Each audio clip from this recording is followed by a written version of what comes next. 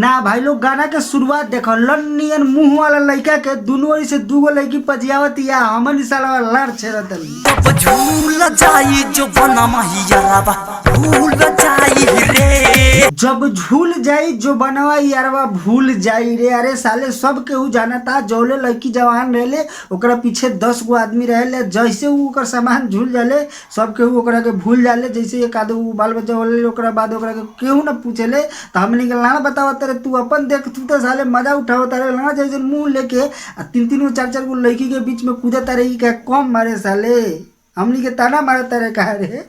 हमारा नाम मतलब स्वागत है आप लोग के फिर से हमारा ये चैनल में जेका नाम है बिहारी एक्टर। तो आज के वीडियो शुरू करने से पहले आप लोग के बता दी कि ये वीडियो सिर्फ मजाक और इंटरटेनमेंट के लिए बनाया गया बाद दिस वीडियो ओनली फॉर इंटरटेनमेंट। तो चलिए शुरू करते हैं आज का वीडियो।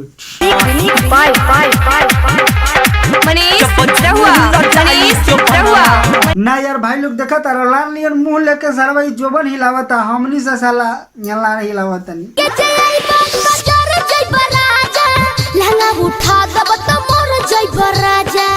लगे जी अब तो जड़ जइब राजा लहंगा उठा देम तो मर जइब राजा। ना भौजी ना अब तू उठाओ ना तू उठाओ हम जो ले चाहता नहीं जोरम तो देख के मोरम साला झोकर के मोरम लेकिन देख के मोरम तू उठाओ ना उठाइबे गाड़ फाट गेल आलू धाधाइल तो धले हब टुइया ओठल छोड़ा बारी धाधाइल तो ढोई ले हम टुइया। अरे साला हमने ये नहीं समझ में लगी साला टुइया कौन चीज होला साला नया नया चीज तो हमने भोजपुरी में सुने ला मिलत है यार टुइया कौन चीज कहा जाला शायद टुनगिया के ननु कहल जाला बुझाता ओकरे के कहत होई। अच्छा सब जगह सब भाषा बा हमनी टुनगी कहले टुइया कहत होई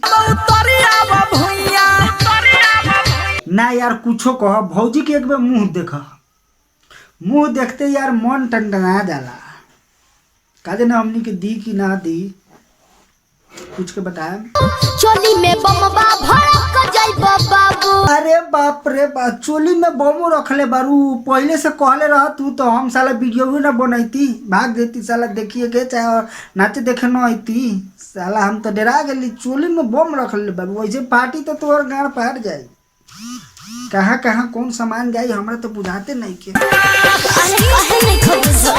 अच्छा तो चलो जिया जागा गाय उठा के भागो जिंदगी रही तो जिया तो हमरो के दिया।